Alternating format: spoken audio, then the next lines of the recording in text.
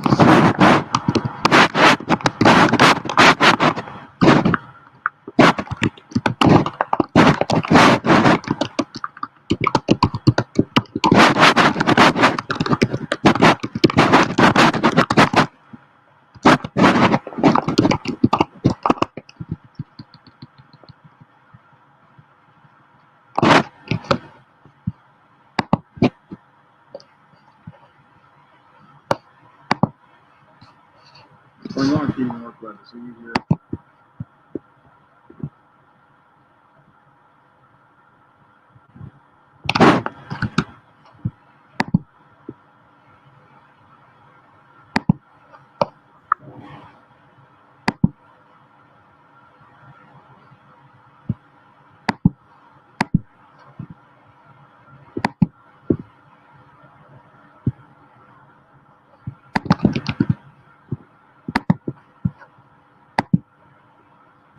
All right, I'll see what I can do with this audio in a minute, Keaton.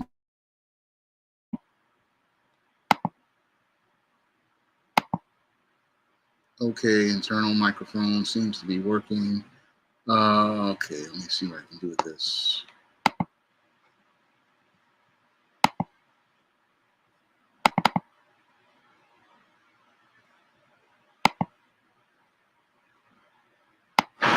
Okay, this should make it a little bit better. Yeah, I'm working with the audio in the computer to try to get the input volumes up a little higher.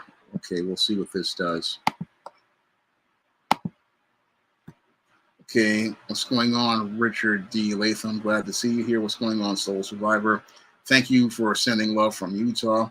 And I'm going to get into tonight's topic. And tonight's topic is based on events that took place on Wednesday night when the U.S. Attorney's Office announced that it was indicting New York Mayor Eric Adams on a series of corruption charges, including bribery, wire transfers, as related to the bribery and other things like soliciting a government as related to their decade-long investigation into Eric Adams, basically as related to him accepting illegal campaign contributions and gifts as related to travel and other things that he did for the nation of Turkey and receiving those donations from people in Turkey.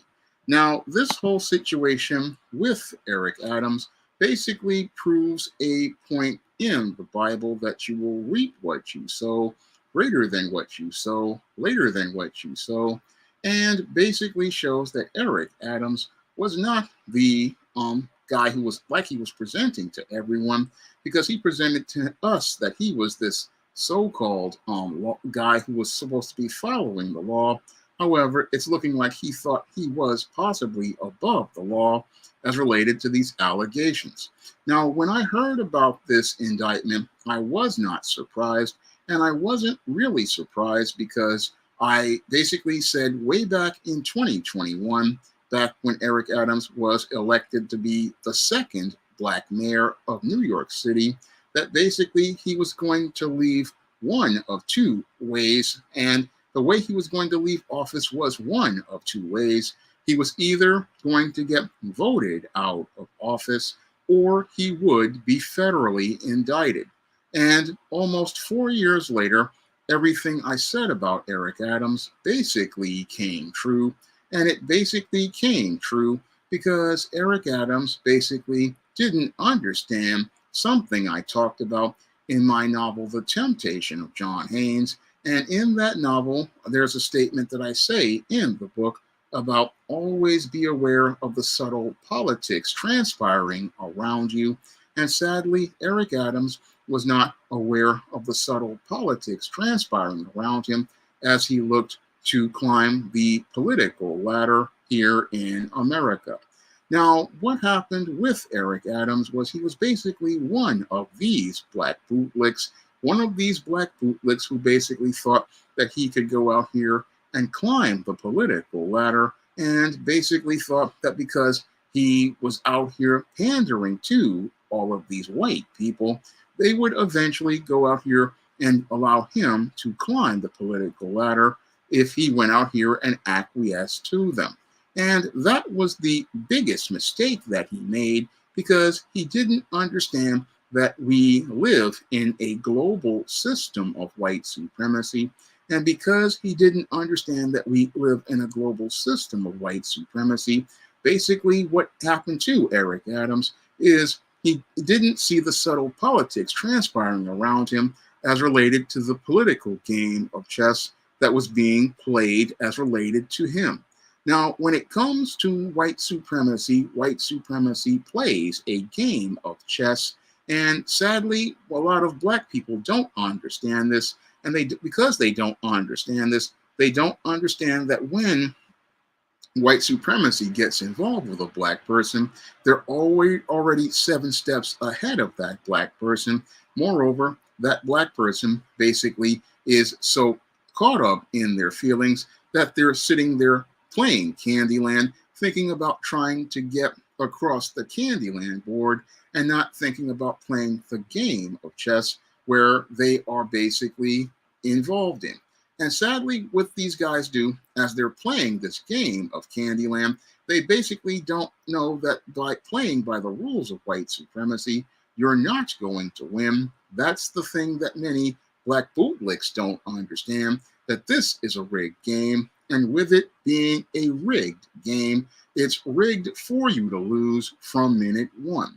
That's what Eric Adams didn't understand, because he didn't understand why the white supremacists were basically picking him, this former police officer, to rise up in the political ranks. They basically picked Eric Adams because they considered him to be the perfect patsy in the fact that he was a, again, eager individual.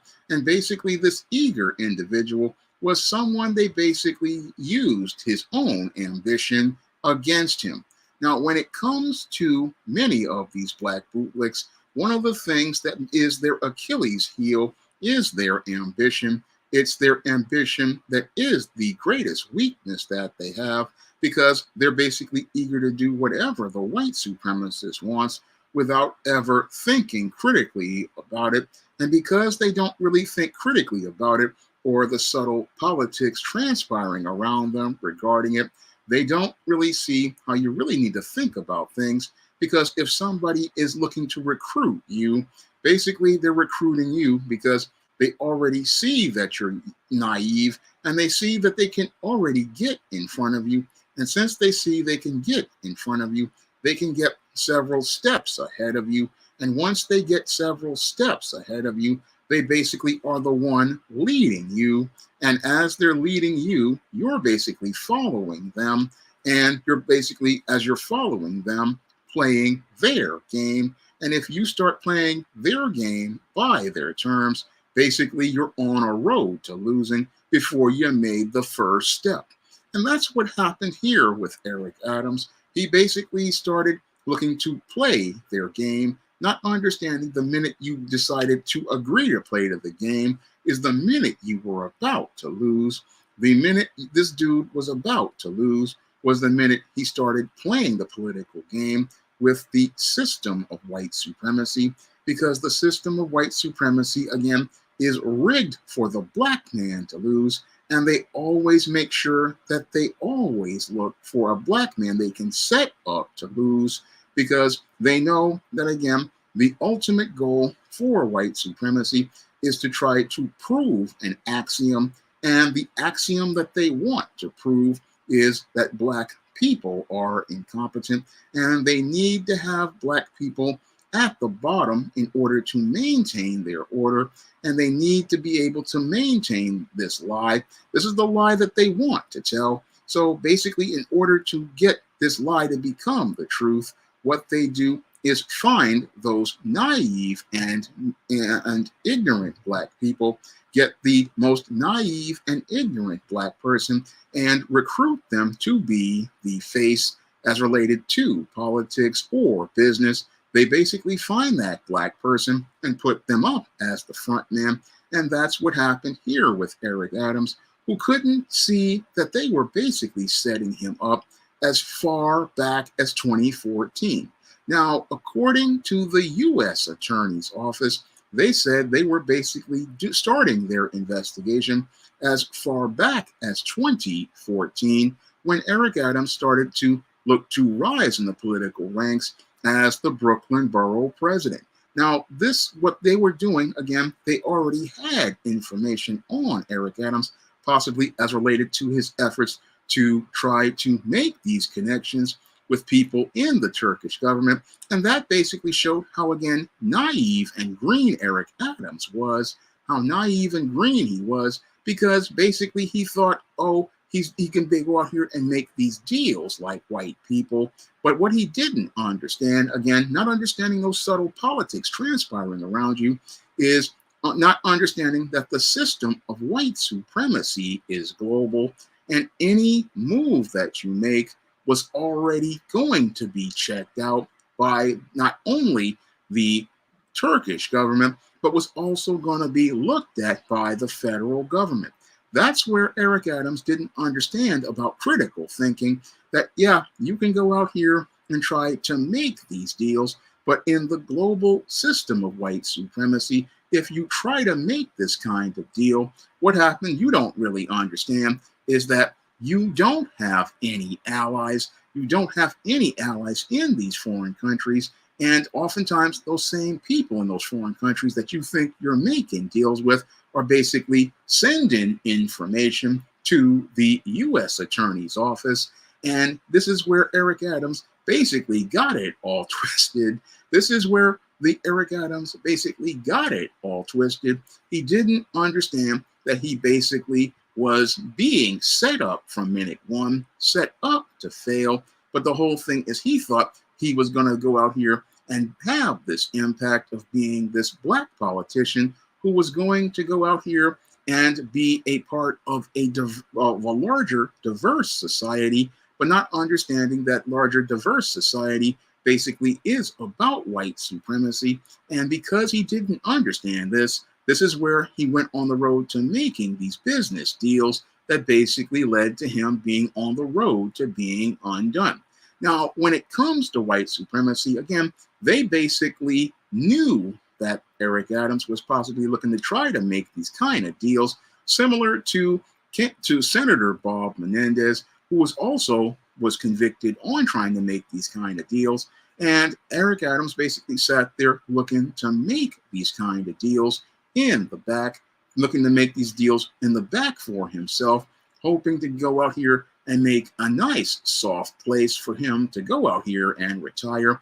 But sadly, Professor Bragg-Truth's axiom came true as related to his statement, and that was bootlick is a job that without a retirement plan, and they weren't going to let Eric Adams retire and go off into the sunset because white supremacy doesn't want any Black man to go out here and have that kind of ability to go off into the sunset.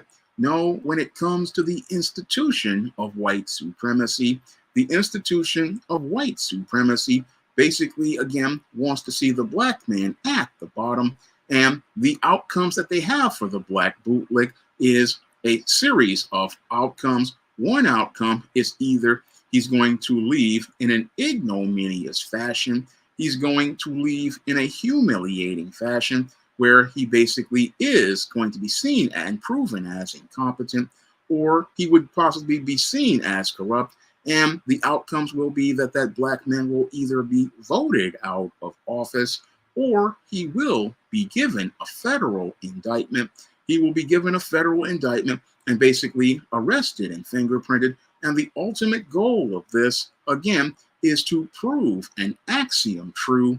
The axiom that the white supremacist wants to prove is that if you give a black man power, he does not have the intelligence, character, or resolve to be a leader. And if he is given power, he will be corrupt.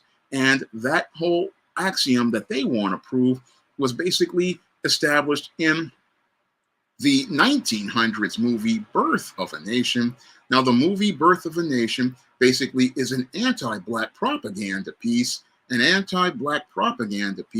designed to present the idea that if a black person ever came to economic or political power, they would be corrupt, and they would be so corrupt that they would turn any place they turned into chaos. That is the axiom that the white supremacist wants to use as related to the lie they want to perpetrate, a lie they want to perpetrate in order to maintain their economic and political power, and use this axiom basically to make the point that if a black person gets the power, everything is going to turn into chaos. And basically what they wanted to do was find the person to be able to prove that axiom true. And that's where they saw Eric Adams as the perfect political pawn to play on their chessboard to get the outcome that they wanted. Because when it came to the white supremacists, again, what they want to do is perpetrate this lie that if you put a black person in leadership, that black person will basically create chaos. And this is what the white supremacist does, is again want to create this whole lie and make it true and make their idea of reality true.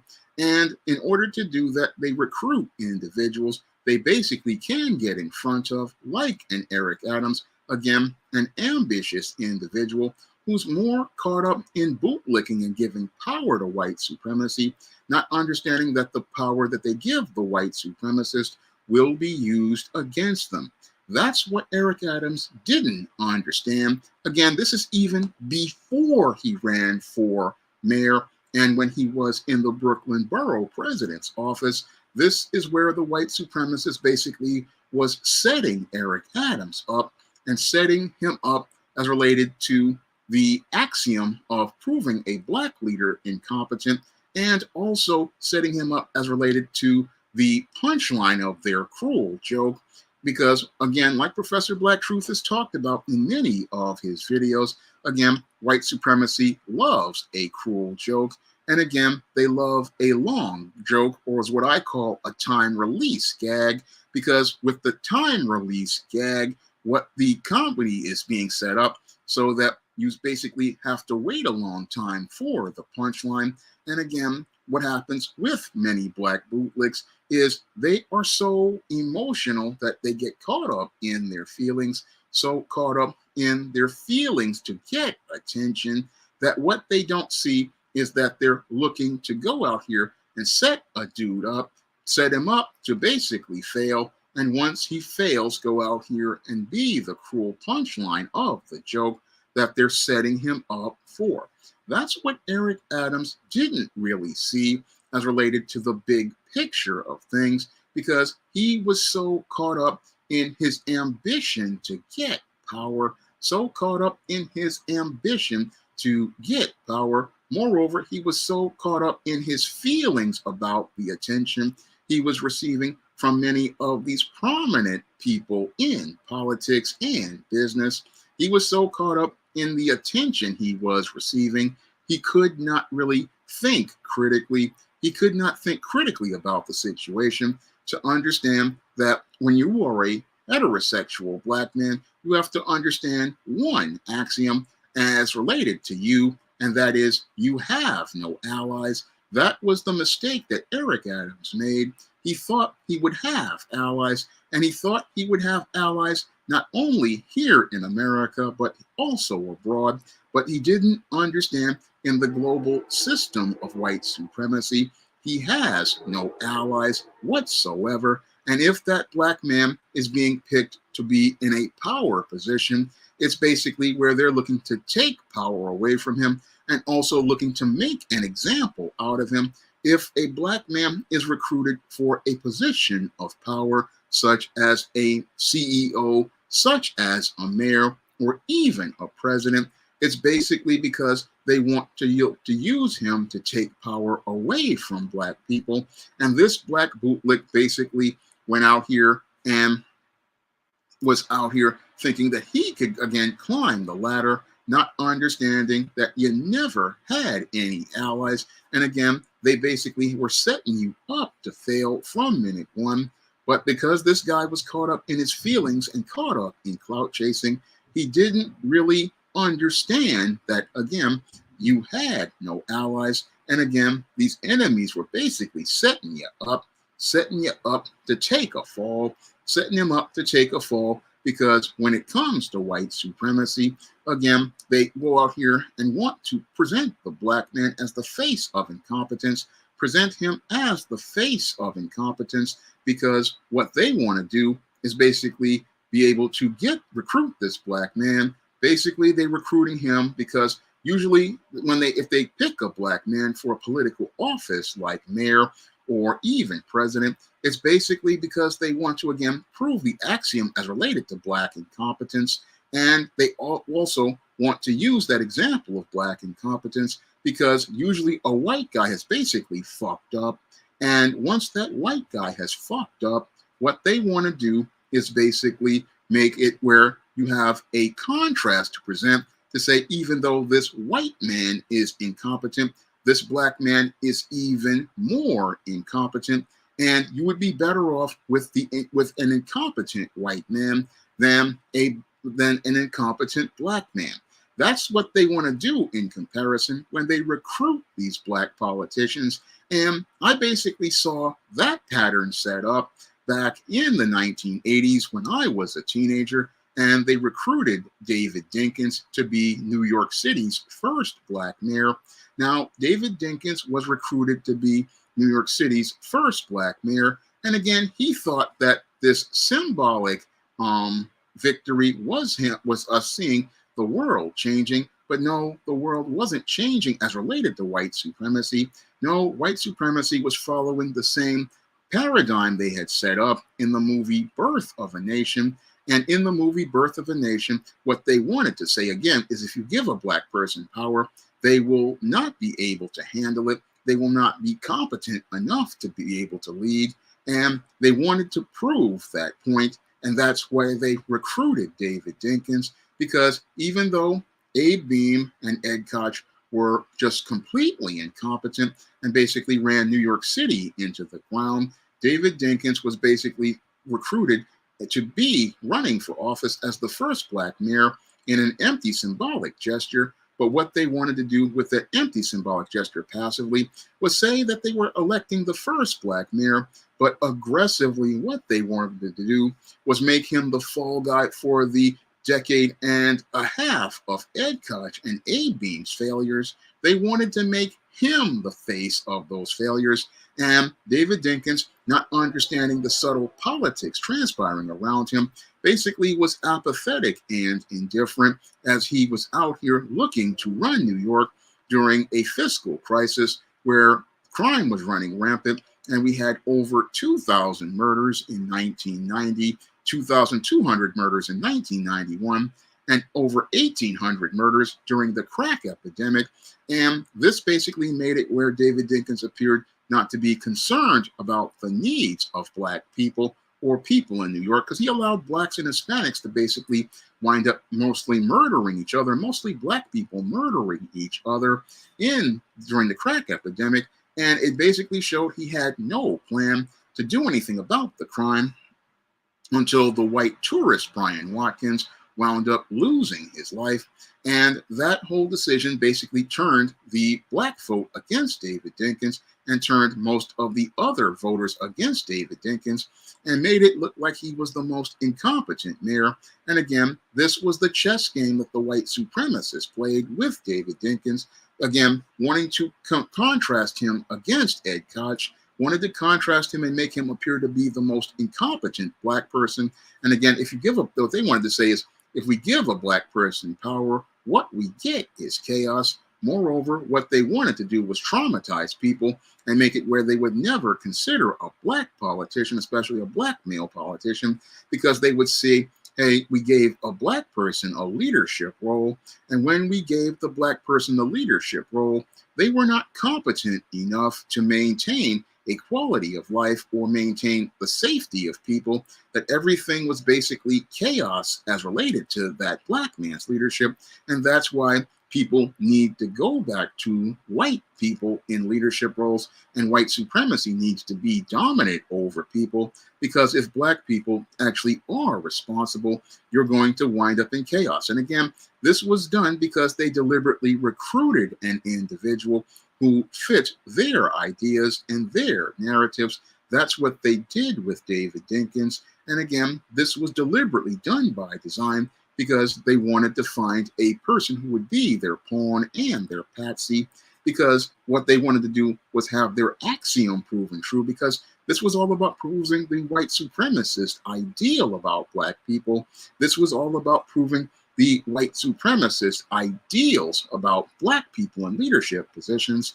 That's the ultimate goal here as related to any black politician, whether it be David Dinkins, whether it be Barack Obama, whether it be Lori Lightfoot, whether it be Eric Adams. They always choose individuals who basically they can get 7 steps ahead of and look to get that individual into a position of power.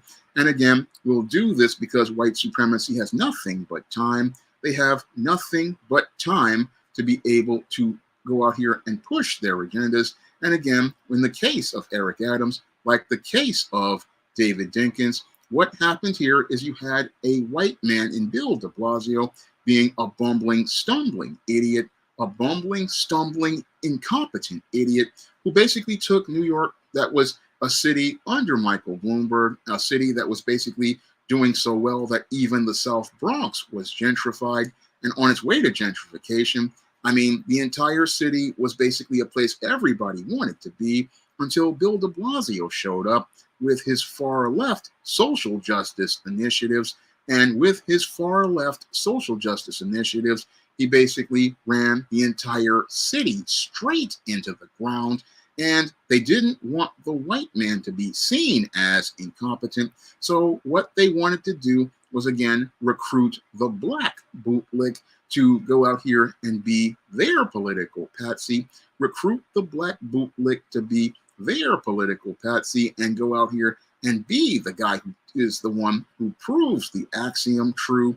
And that's what Eric Adams basically was to them, because when they saw this ambitious, shucking and jiving individual who reminded a lot of people of George Jefferson from the Jeffersons, that's why I oftentimes compare him to George Jefferson, because like George Jefferson, he basically was ambitious, but he was an idiot who couldn't see that he basically was going to be the punchline of the cruel joke, as he chased all these white and non-black people, chased all these white and non-black people.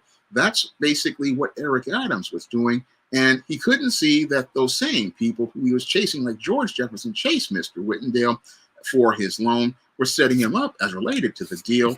Yeah, they allowed him to, again, go out here and look to make those deals in the Brooklyn Borough President's office. They could have got him at any time for that.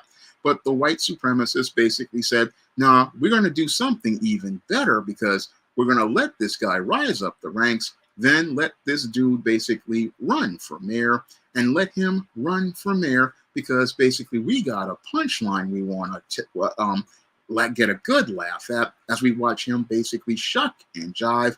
Basically, what they wanted to do was let him run for office. And as they let him run for office, it was all about setting him up for, again, that proving that axiom that when you give a black person a political position of power, give that black person that political position of power, they will basically become corrupt. And as they become corrupt, they will go out here and create chaos to the point where that city will not be able to function. And after people are traumatized by their term of incompetence, they will quickly run back to the white candidate, run back to the white candidate who they will believe will save them. And that's what happened in 1993 with Rudy Giuliani. Rudy Giuliani was presented as the federal prosecutor who was going to save New York City, the great white savior who was going to put on the cape and save New York from all of the crack addicts and the crack dealers and all of the evil black people, because the whole face of crack was made to be black for a reason, even though white people were the main consumers of crack cocaine. And that was one of the reasons why they wanted to stop the crack epidemic, because originally the crack epidemic was designed to basically destroy black families and destroy black communities. That's why crack was basically imported from South America to the United States. Now, crack was, again, originally called freebase cocaine. This is where Ice Cube wanted to try to debunk Candace Owens. And again, freebase cocaine originally was something that rich people did. And I remember in 1983 reading about Richard Pryor and him freebasing and basically attempting to kill himself and burning his house down. And basically, that's what rich people did, was they would freebase this concentrated cocaine to get the ultimate high. But because there was an abundant supply of cocaine, and the government, according to some conspiracy theories, wanted to fund the Sandinistas in Nicaragua and basically funnel the money over to Iran, what happened was, this is basically what they call the Iran-Contra scandal, but that scandal basically was flowing through black communities, and what they wanted to do was, again, bring crack to black communities to basically get the money to fund these groups and also get to be able to destroy the black community in a civil war that basically destroyed black families. And that crack epidemic, again, was weaponized against David Dinkins, to say that he was soft on crime, and again, to prove that axiom about black people not being capable of leadership and not capable of having any sort of political power. And that's what's happening here to Eric Adams. Again, he inherited a dysfunctional government from Bill de Blasio, who was out here pushing social justice narratives and pushing these social justice narratives of things like bail reform, things like the whole sanctuary city policy. And Eric Adams, again, being an ambitious bootlick who thought, oh, these white people paying me some attention, basically, as he ran for office, wasn't looking to look out for black people, wasn't looking to look out for black Americans. No, Eric Adams basically was looking to try to climb the political ladder as he hoped to bootlick and pander to higher up politicians like Bill de Blasio, Andrew Cuomo, and after Andrew Cuomo wound up resigning, Kathy Hochul and President Joe Biden. These were the people that Eric Adams wanted to pander to. And as he hoped to pander to them, he hoped to try to rise up the political ladder, not understanding that when you're a bootlick, you're basically coming from a position of weakness. And if you come from a position of weakness, no one will respect you. That's what Eric Adams didn't understand. He thought that since these people were paying him attention, he got caught up in his feelings. And after he won the office of mayor in the election, he basically started feeling himself and thinking that he arrived. This is where he started putting on the expensive tailored suits. This is where he started showing out. And as he basically was showing out, he really wasn't, again, looking at the subtle politics transpiring around him, wasn't looking at that subtle politics transpiring around him as related to how these white supremacists were basically making power moves. He thought he was making power moves with these deals he was making behind the scenes with the foreign nation of Turkey. He thought he was making these deals, but what he didn't understand was that the white supremacists basically were allowing him to do this. Basically, those white supremacists were allowing him to do that, one, because they wanted to get evidence against him, and two, they basically allowed this to happen because they already knew what they were going to do with him, and again, let him go on thinking he was getting power, again, in order to gas his head up, in order to make him think that he was somebody important, think that he had arrived, think he had arrived as related to this whole situation. And that's what happened with Eric Adams. He thought he had arrived, and this is why he expressed so much contempt for Black people with the vaccine mandate, and just basically went out here throwing a middle finger up at Kyrie Irving because he thought, oh, these white people like me, these white people are validating me, these white people are approving me, and thought he was somebody and didn't have to care about those million Black people who basically lost their jobs because he wanted to gain favor with white people because the entire world had given up vaccine mandates, but Eric Adams kept those mandates in place, because he wanted to go out here and flex and show how much power he had. He wanted to go out here and show these white supremacists that he would basically be out here able to do their dirty work. That's the contempt he showed Black people with that vaccine mandate that kept, again, 1 million Black people out of work, made one of my family members lose a job. And that's why I think Eric Adams is a piece of shit, because this man, again, in his pettiness, went out here and, again, did this to Black people, did this to mostly Black people, expressed that contempt to us, all while he was showing out with his tailored suits, all while he was showing out here hobnobbing with celebrities, but he couldn't see how the white supremacist basically was setting him up to basically be that, again, punchline of that cruel joke, and basically setting him up. And he just thought he was on his way.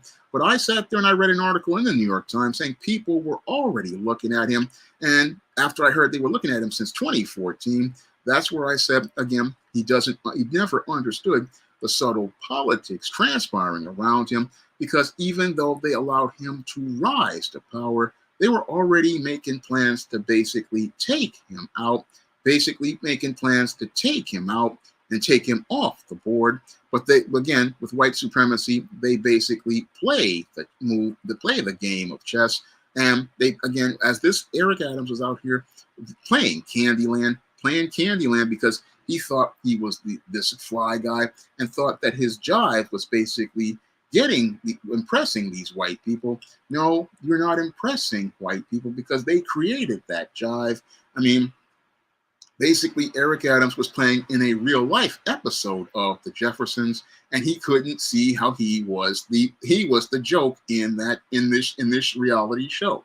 I mean, he couldn't see how he basically was the George Jefferson, again, shucking and jiving. And as he shucked and jived over the course of his first year of office, again, this man had no respect for city workers, expressing contempt for those who did not take that shot, basically fired 1,000 people, just did people dirty.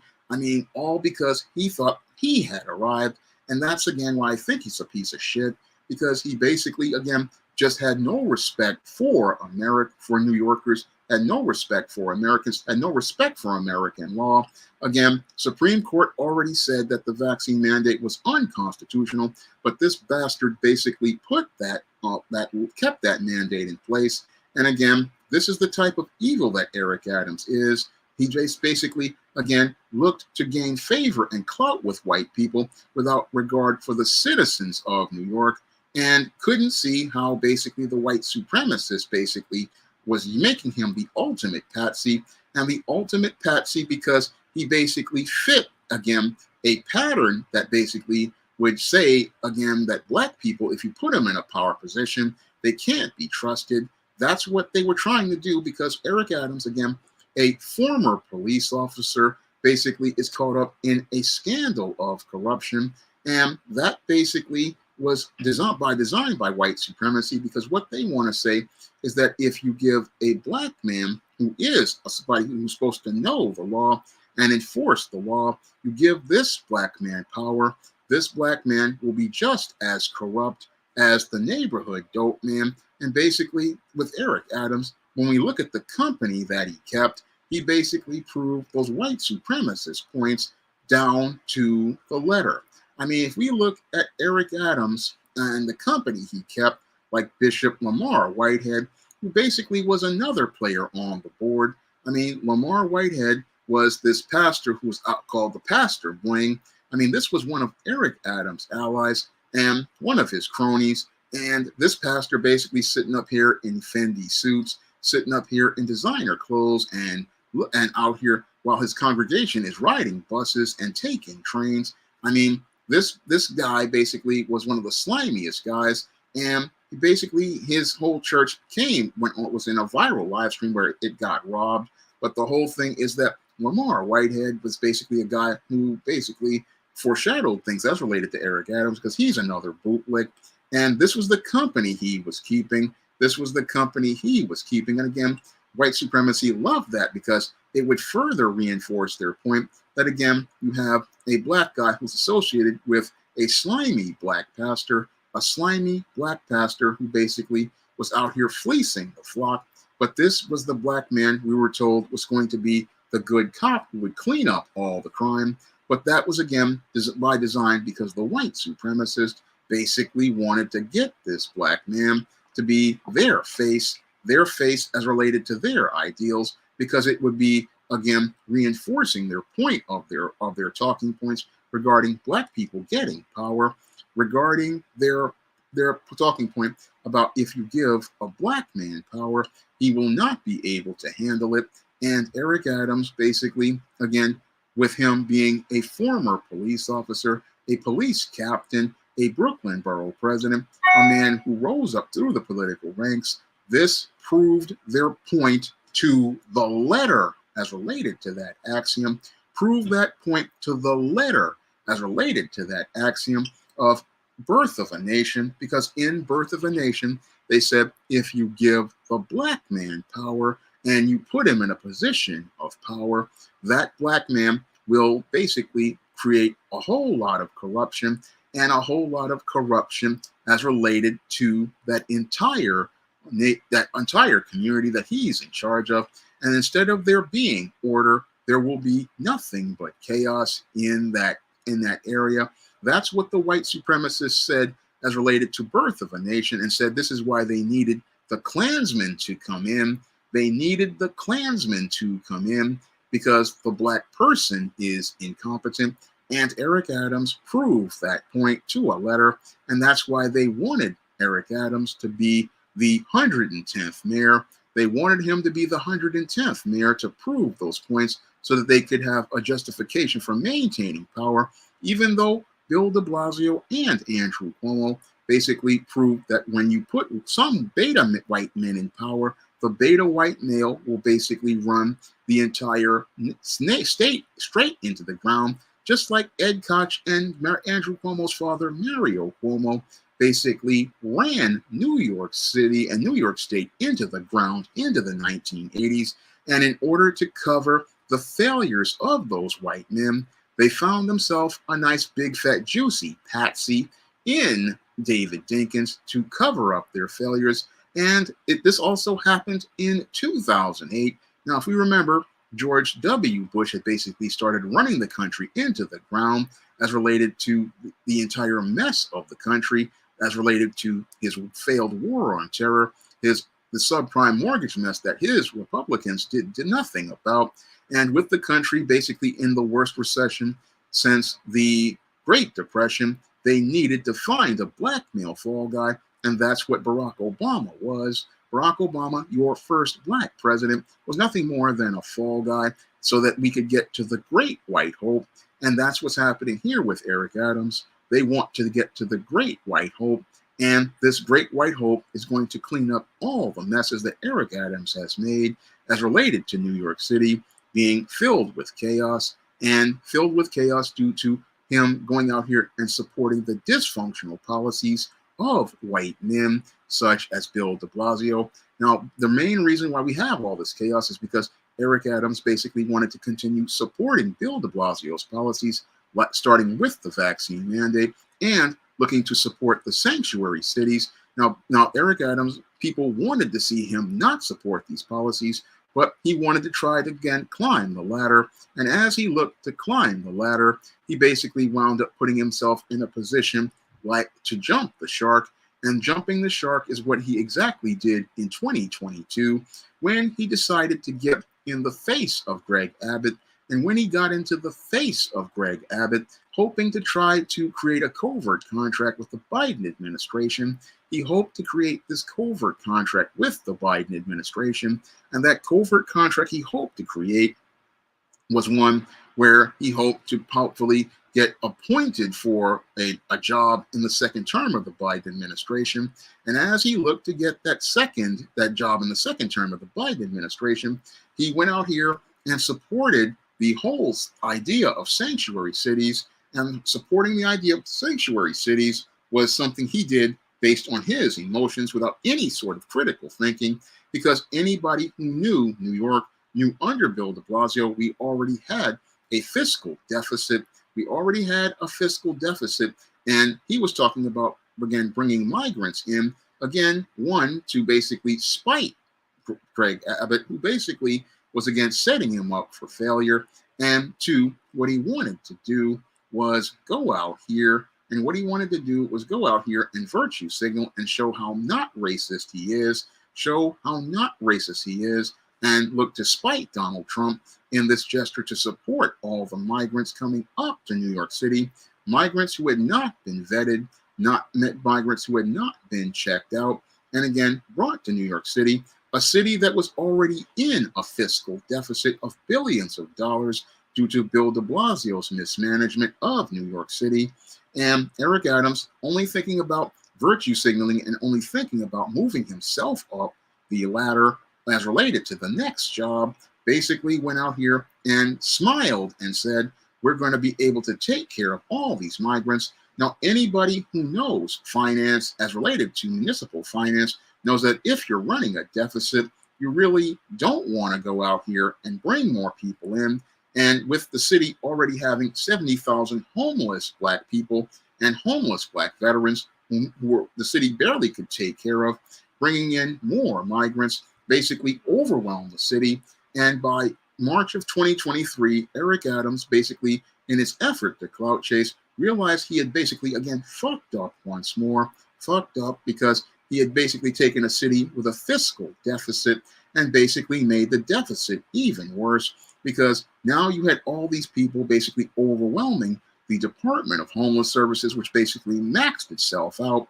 And then you have the whole city basically, as related to resources, losing a lot of its budgets, again, maxing out their budgets, not really showing good fiscal management, because what he wanted to do was, again, spite Greg Abbott and show, yeah, the sanctuary city policy can work, but any critical thinker could tell you that the sanctuary city policy was destined to fail, because no municipality can take on large amounts of people. I mean, it's the same thing as having 1 million people on welfare like we had in the 1990s. The whole system basically became overloaded.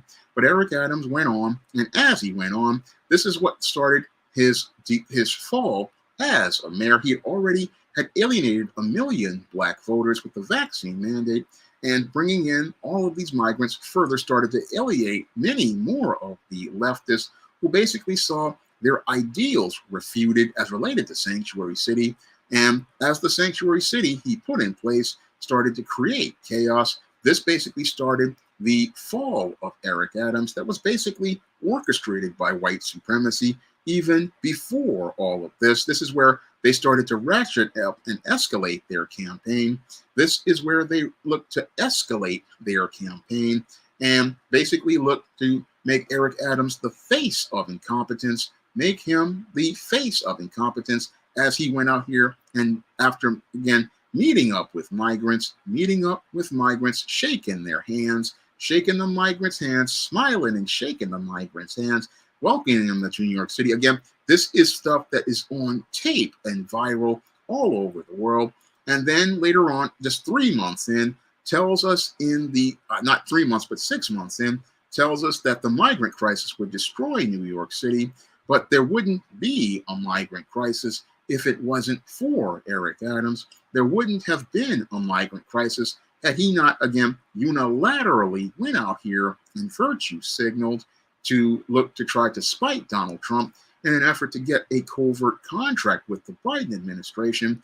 And again, the mess was his to make, and it was a mess he made with a covert contract, hoping that the Biden administration would have been able to go out here and give him funding. But again, Eric Adams, again, was a guy who was not very smart as related to politics. He didn't understand that, yeah, you can go out here and bring the migrants to the sanctuary city, but the whole way of getting federal funding, you're not going to get that at all because it takes years to get federal funding.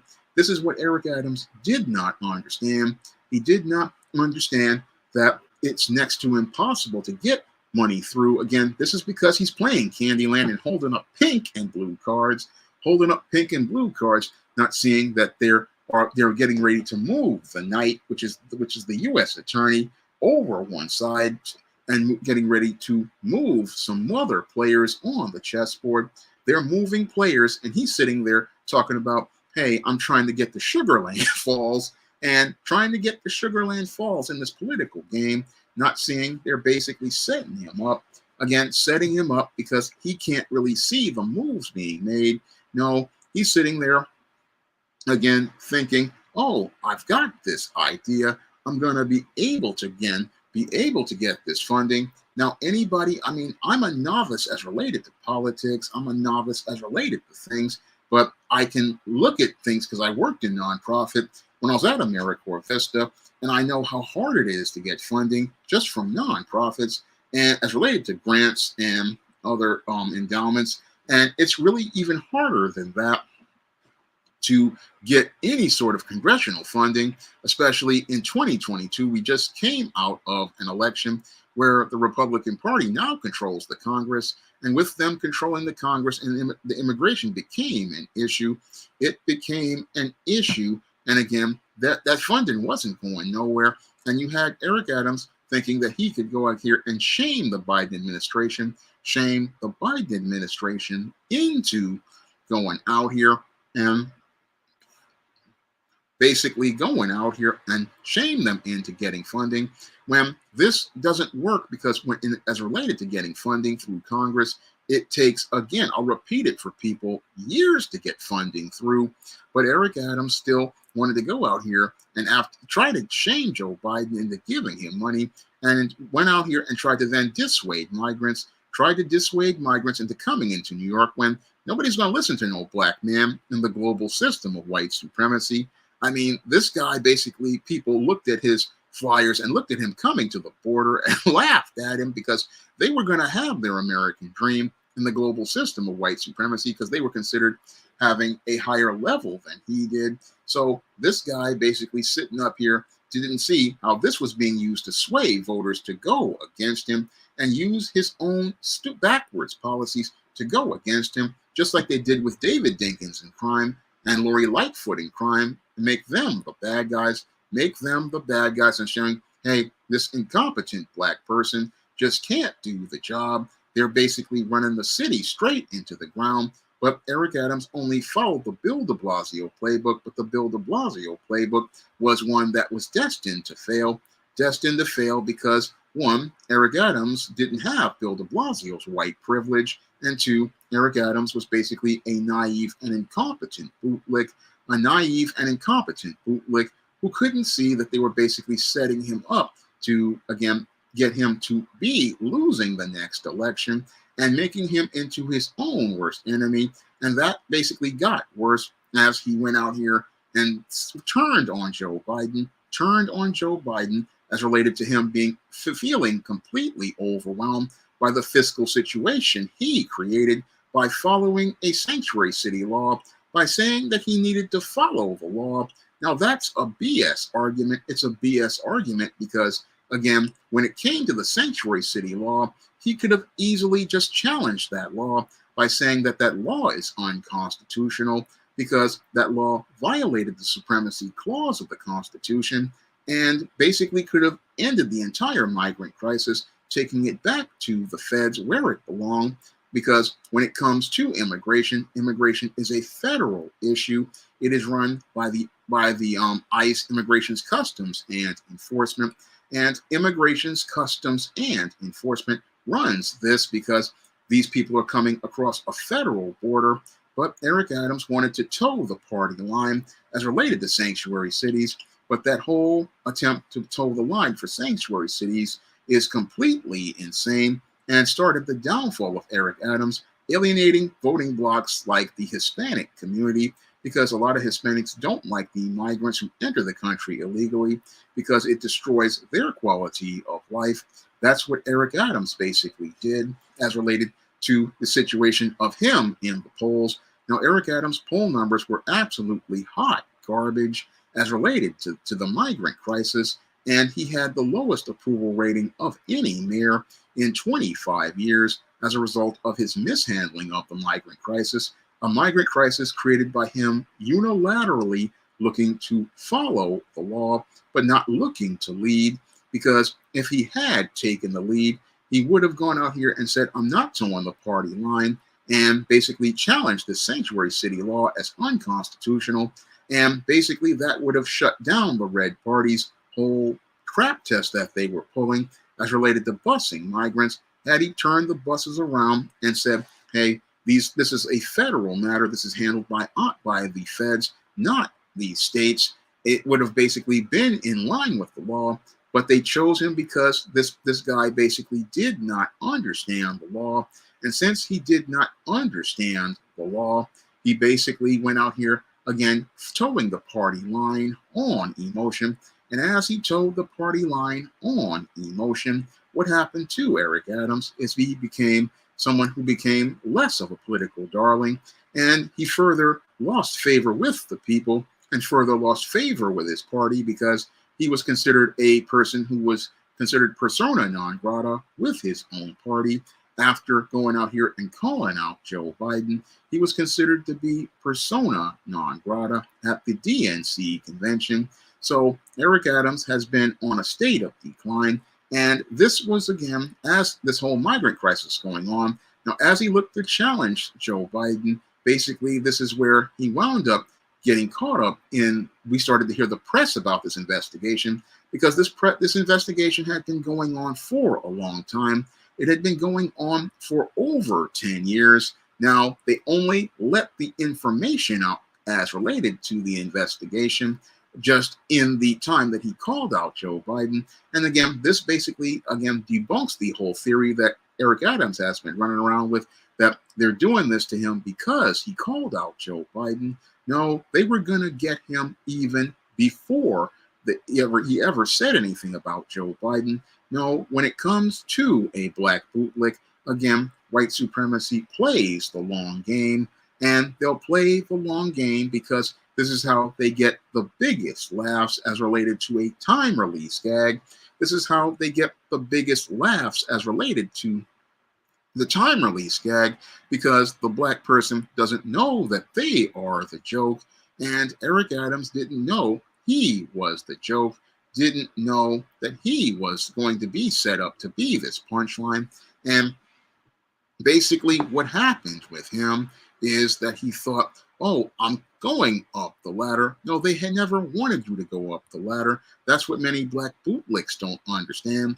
They never wanted you to climb that political ladder. They never wanted to give you any sort of power. In fact, you basically lost the minute you went out here and agreed with them.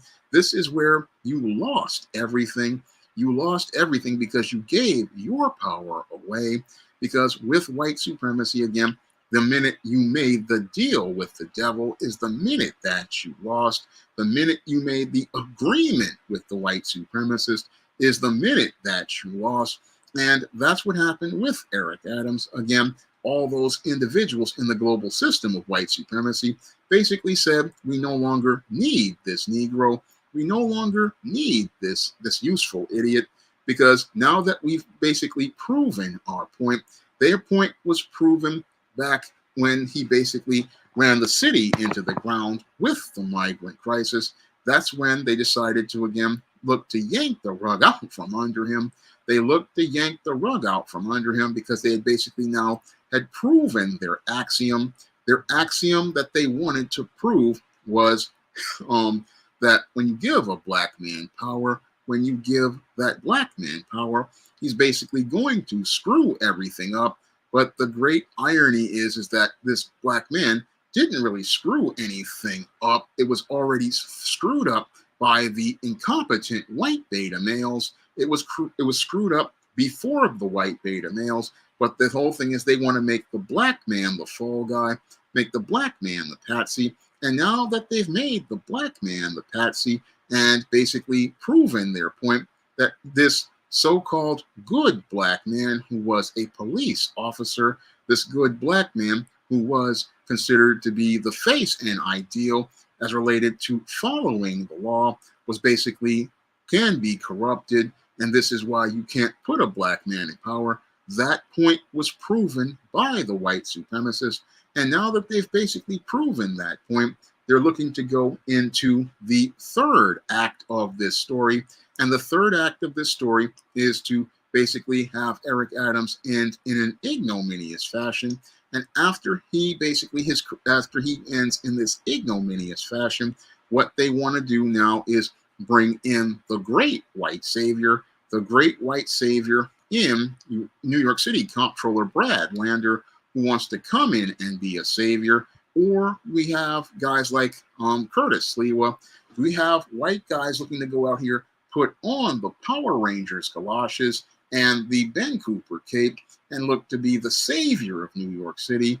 They're going to come in and look to save New York from the incompetent black boogeyman, save New York from the incompetent black boogeyman who ran the city into the ground because he didn't know anything about anything. And that's the whole story that they want to tell, the narrative they want to present. And they hope to, again, with this federal indictment, coerce Eric Adams into resigning his position. This is why you see all of these people coming out, because they fear that if he's out here and he stays out here, it'll impact Kamala Harris and her presidential campaign and the offices of congressional members as related to the Blue Party. They fear that this guy basically staying in power will disrupt their chances. So what they want to do is, again, eventually, he says he's staying, but I don't think he's going to stay long, because you have people basically jumping off his ship. You have basically people jumping off his ship, and there's no way he can maintain his authority. He can't maintain his authority because he's basically lost his school's chancellor. He's lost his police commissioner. I mean, these are essential positions. He has many people resigning at this point. And if you have an organization where people are resigning like this, and I was in an organization like that when I was working at Strive in the year 2000. Now, when I was working in the Strive in the year 2000, basically the program didn't meet its goals. So the CEO decided not to pay people for that week. And he decided to hold their paychecks. This is basically what led to people basically resigning in large numbers. And when you have people resigning in large numbers, there's no way you can continue to maintain that organization. There's no way you can continue to maintain it. And when you have a municipality with people resigning left and right, there's no way you're going to be able to maintain that organization. So Eric Adams I believe he is going to resign. He's going to be forced to resign.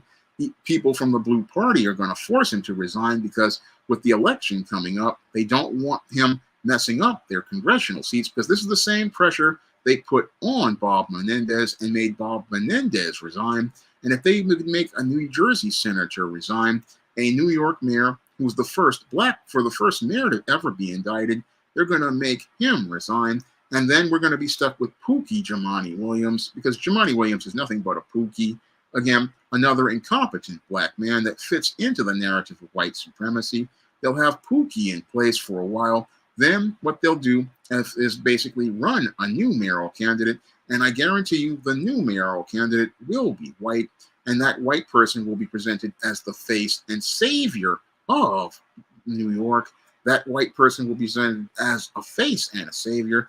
And as this is going on, Eric Adams will be leaving in an ignominious fashion. And as he leaves in an ignominious fashion, he basically is on the road to possibly going from being the mayor in tailored suits to wearing an orange jumpsuit, and possibly going from being a former police officer to having to deal with the authority of the COs, and possibly will be there having to deal with Bubba, Tiny, Roscoe, Big Dave, Melvin, and Mr. Sprinkles, and possibly will be the cream of wheat man who will be getting cooked and possibly dealing with, again, the commissary of Little Debbie snack cakes and ramen noodles.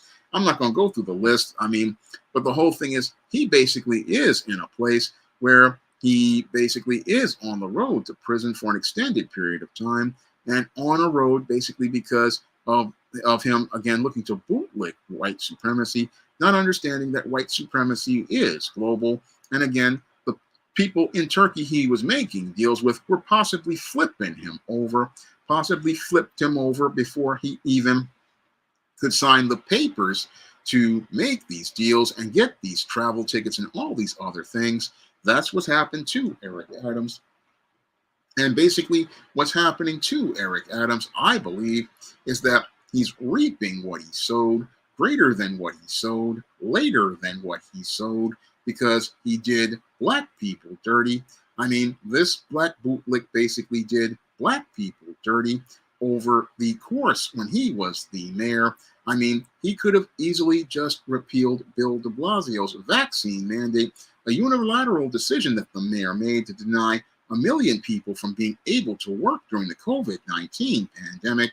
I mean, he could have easily, again, helped out millions of black people, but no, he wanted to clout chase. And as he looked to clout chase, he then looked to walk away from black people. And as he looked to walk away from black people, he embraced migrants, people who entered the country illegally, and put them above New Yorkers, put them above black people, put them above others. And this evil, basically, to me, is what he is reaping what he sowed, greater than what he sowed, later than what he sowed, because as he looked to gain favor with white supremacy, he looked to plant seeds to make himself prosper, but he didn't understand that those seeds were basically thorns and briars that basically came up and choked out him as related to his career, because all the thorns and briars he put in place by looking to make these deals as related to these possible straw donors,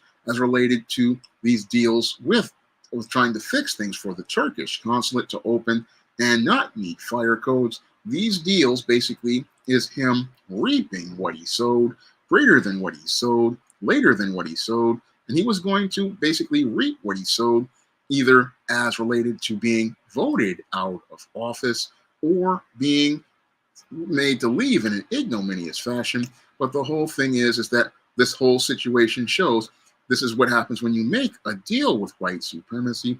When you make a deal with white supremacy, you're always going to lose, and they always pick people they know will lose, and basically they can get ahead of, because these people don't understand the game is rigged. And again, with the game being rigged, the only way to win is to not play at all. The only way to win as related to the game of white supremacy is to not play at all, because you can't win a rigged game, especially a game where the white supremacists created the game to be rigged and created the game to basically be one where he knows all the rules and has the power to enforce all the rules and will change the rules. I mean, this is what white supremacy does. They change the rules as you're playing the game. And sadly, Eric Adams thought he could play the game and play by the rules, but you can't win a game that is rigged one. You can't win a game that basically where the people who are making the rules don't follow the rules at all. And you can't win a game if there are no rules. I mean, this is where what flew over the head of Eric Adams as related to the game of politics. What really flew over his head as related to the game of politics is that he couldn't see that when it comes to this game, if you play another man's game by his rules and his terms, you are going to lose, because he already knows the board. He can make the board be whatever he wants. He can make all the rules. And again, because they're white and they say so, they can make those rules. This is what Eric Adams didn't understand regarding the subtle politics transpiring around him. And that's how he's gone from being the city's second black mayor to the first mayor to be indicted in the history of New York. And that is by design, because when the white supremacists basically picked Eric Adams, they basically knew that they could get in front of him. And as they got in front of him, they made the plan to make him be the second black mayor, who would be even worse than David Dinkins, and make him the second black mayor, because what they wanted to do was say this mayor was not only so incompetent that he basically ran the city into the ground with the migrant crisis, but was so corrupt that he basically was making deals for himself on the side to enrich himself without regard for the life of New Yorkers. And because of this, this man basically is so incompetent and so terrible that we really can't consider electing another black man, because in order for us to be able to maintain order and maintain a quality of life, we need to have a white man come in, and be the savior. That's what they want to be the message as related to the fall of Eric Adams. They want to make it where they can say, hey, this is what happens when you elect black politicians. These black politicians basically are going to mess everything up. And that's where the white supremacist is being disingenuous. Because, again, they rigged the game. They recruited the most incompetent black person, and they only recruited the most incompetent black person because they wanted to have that person fit their narratives and fit their axiom and prove their axiom true. They chose an individual that would give them a desired result, because when it comes to black leaders, there are competent black leaders, and that was shown to us in places like Black Wall Street and Rosewood, black towns that were functional, but the white supremacists didn't want those towns to exist, and that's why they created all of the strife to destroy those towns. They wanted to destroy those towns not just because they were run by black people, but because they were living, breathing in places that basically showed you what can happen when black people are put in charge, who are competent. When you have a competent black person in charge, you can have a full functioning town like a Black Wall Street. You can have a full functioning neighborhood like Sugar Hill. You can have full functioning areas of working class black people. But the white supremacist wants to burn that idea in your mind of black incompetence. And this is why they go out here and recruit black bootlicks who, yes, they have Ivy League degrees. Yes, they have whole high pedigrees as related to themselves. I mean, they'll go out here and get these Ivy League guys. This is what I saw when I was working at Strive in the year 2000. They basically, the reason why they had the issues of not meeting their goals is because they went out here and got played as related to letting go of their vice president. Now, they had a competent vice president working for them, and they replaced it with this Ivy League guy who had one of these degrees from Cornell University, was a labor lawyer, but this guy had no experience as related to running a nonprofit, did not know the nonprofit business, and did not really know how to lead people. And this beta male basically, he had the pedigree, but he could not do the work. And basically, this is why they didn't meet their goals. And they basically believed their own hype as related to the 60 Minutes interview where they got their heads gassed up. And because of this is what derailed the Strive Job Readiness Program as related to things and led to the entire organization getting demoralized. And basically, they weren't able to meet their goals, and they couldn't see that they didn't meet their goals because of the high turnover of employees, the lack of a good leader in having a qualified vice president, and having people who basically could stay long enough to be able to maintain your results, because part of maintaining a business is you have to have people who stay on the job longer than 2 years, because with Strive, a lot of people left after 2 years, and I saw that in their annual reports. I said, people keep turning over, and I said, that's a recipe for a company not being able to maintain your gains. In order to maintain your gains, you have to retain your staff. You have to be able to retain your talent. And that's how you keep things consistent. But at the Strive, again, this is what happened with them. Again, is they didn't have that. They had a grossly unqualified vice president, basically ran the place into the ground. And after I left AmeriCorps, as related to the program in 2001, after this guy told me that there was no place for me in his organization, he was basically gone. And they were dealing with stuff, again, because they just didn't understand how things work. And again, like Eric Adams didn't understand how things work because, again, people get caught up in their feelings about attention, get caught up in their feelings about people, again, paying attention to them, and look to, again, clout chase. This is what, again, incompetent people do, is look to clout chase instead of doing the work of a business. And again, Eric Adams couldn't do the work of New York's business and basically ran New York into the ground. And this is by design, because this is what the white supremacists wanted, because what they want to do is traumatize people, traumatize the residents of New York. So when they consider electing another mayor, they would never elect another black man. Unfortunately, what they don't really see is that it was incompetent white men that basically ran the city into the ground both times. I mean, it was Abe Beam and Ed Koch that basically ran New York into the city in the ground in the 70s and the 80s. And it was Bill de Blasio who ran New York City into the ground in the 20-teens. And instead of looking at the incompetent white man, they want us to focus on the pawn of a black man. And again, this is the axiom of white supremacy. They will go out here and put the black bootlick in place, to cover up the failure of the white man, put the black bootlick in place and have him take the fall. And Eric Adams' fall is partially his fault, but the whole thing is he basically fell because white supremacy needed a fall guy. And since white supremacy needed a fall guy, he was the guy they recruited to take the fall. And sadly, he didn't expect this to happen. No, he thought he was going to be the Biden of Brooklyn, but this guy didn't really see how he was being set up to be done worse than Joe Biden, who basically is now considered to be the worst president of the United States.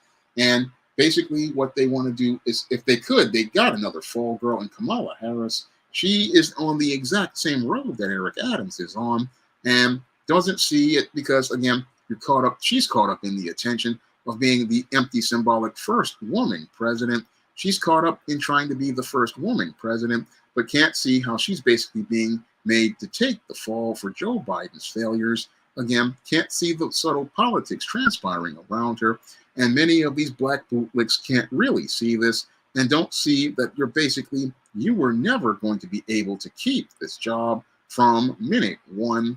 No, they never meant for you to have this job. And I went in depth on this in my novel, The Temptation of John Haynes. Now, in the book, The Temptation of John Haynes, I talk about how Lucifer hates John Haynes and how he basically is setting John Haynes up to take his soul. He goes out here, makes him the CEO of a corporation, makes him a boss of this company, Morris Phillips, again, one of the biggest corporations in the world, gives him a sexy assistant in esteem to basically distract him by having this attractive woman around him. And basically, he was on the road to being set up for failure. But the whole thing is that what happens with John Haynes is that he's basically got an understanding and awareness as related to being aware of his blackness and aware of the system of white supremacy, and basically starts to take power after being racially profiled in one of his own stores. And that basically derails Lucifer's plans, derails all of Lucifer's plans, because he's aware of the system of white supremacy and the subtle politics transpiring around him. And this is what a person has to understand. Again, in order to beat white supremacy, you can't play their game, because if you play their game, you're going to lose. And again, most black people, we get caught up in our emotions about getting attention and chasing clout, that we don't see that we're basically running into a trap. And that's what happened with Eric Adams, is he basically ran into a trap where white supremacy saw a tool that they could use to basically fit their ideas and prove their axiom true. And once they proved their axiom true about black leadership being incompetent, that's when they decided they wanted to give Eric Adams the ultimate humiliation, give him the ultimate humiliation, because what they wanted to do was send a message send a message that when you have a black person in power, we can take that power away at any time, and take that power away because you're not a person to them, you are a tool, and they can break that tool at any time. And this may be coming to us 4 years later with our first woman president. I mean, this may be coming if she gets elected, because again, white supremacy always breaks its tools. And what's happening here with the cream of wheat man is the cream of wheat man basically is getting cooked. And this is how white supremacy is breaking its tool. It basically slowly turned up the pot, and as they turned up the pot, they basically heated the pot up. And now the cream of wheat man is basically going from being cream of wheat in the water to being cooked at this point. And now that he's being cooked, basically, this is why we see this indictment. And this indictment is the fall of Eric Adams, who I know possibly will resign. He may say he may stay in office, but the party is going to lean on him with the election coming up in less than 40 days. With the election coming up in less than 40 days, you are going to see him possibly wind up leaving. And again, the cream of wheat man is being cooked at this point, cooked because white supremacy has a recipe for destroying black men, has a recipe for destroying black bootlicks. And what we're seeing here is a black bootlick being humiliated and being taken out of his position because they no longer need that bootlick anymore. And they don't want that bootlick weaponized. Since they don't want that bootlick weaponized, they're basically breaking this tool. And that's basically what's happened to Eric Adams. And he thought he was going to be rising to higher political office, but they never had a plan to put him in any political office. No, this guy couldn't see from minute one that he basically was a tool. I mean, he couldn't see that he was a tool from minute one, and couldn't see that he basically was, again, a patsy. I mean, I saw it way back just sitting here in my apartment. I could see that this guy was basically done when he, again, even before he announced his office. I mean, when he announced that he was running for mayor, I had family members saying, oh, this is a good thing. And I said, no, this guy is basically being set up. I mean, I could see this dude being set up right there. I said, yeah, this guy is going to end. It's going to end badly, because I had talked to Mr. Chris. He talked about in his area, there was a black politician who blew him off. And then sooner or later, he wound up indicted. But I knew, again, in 2021, I said, he's leaving two ways. He's leaving. Either you're going to leave getting voted out, or you're going to get indicted. And what's happened here is that he basically is looking to possibly leave by this indictment, and will resign. I think I see this coming because, again, he can't stay in office because it's going to affect the other elections coming up. So there's going to be hands as related to putting pressure on Eric Adams. And Eric Adams is a politician who's basically on a fall. He's on the way. He's basically fallen. And he basically fell before he ever became the mayor of New York. Because if they were checking for him in 2014, they basically possibly had the evidence back then. But what they wanted to do was wait to do maximum damage, because what they wanted to do after doing this, after getting this guy again set up, was make him the ultimate punchline of a joke where he basically was George Jefferson. And the only people laughing at Eric Adams are those in white supremacy who saw him as a joke before they even wound up meeting him and shaking his hand. As they were meeting him and shaking his hand, they were basically laughing at him because they basically control the levers of power and control all the business. And when they saw this guy trying to be so ambitious, they basically looked to use that to take advantage of him. And as they looked to take advantage of him, they basically made a plan to take him out, and looked to take him out again because they had an agenda as related to proving their axioms true. And once the tool proved their axioms true, this is what they did, was again look to indict him. And again, it's no different than the movie Trading Places. If y'all remember the movie Trading Places, remember the Dukes, the Duke brothers basically made a bet regarding Eddie Murphy and proving that his character could do the same job as the Ivy League guy that Dan Aykroyd was playing. It's the same type of bet again, that is about the same thing that the Duke brothers were doing. And again, they basically are making it where Eric Adams is going to be trading places from being the mayor of New York to being what they want to consider to be a failure. And that's what they were doing here with Eric Adams. And that's why he's basically gone from being the mayor of New York to somebody who may wind up in prison. Now, I'm going to take a minute and again look to get thanks you, Wall Street Tech, for the super chat. Toe the line, party line, or have charges. That's always the way it is with white supremacy. I mean, you either toe their line or they take you out. And even if you toe their line, they take you out, because that's what happened with Eric Adams.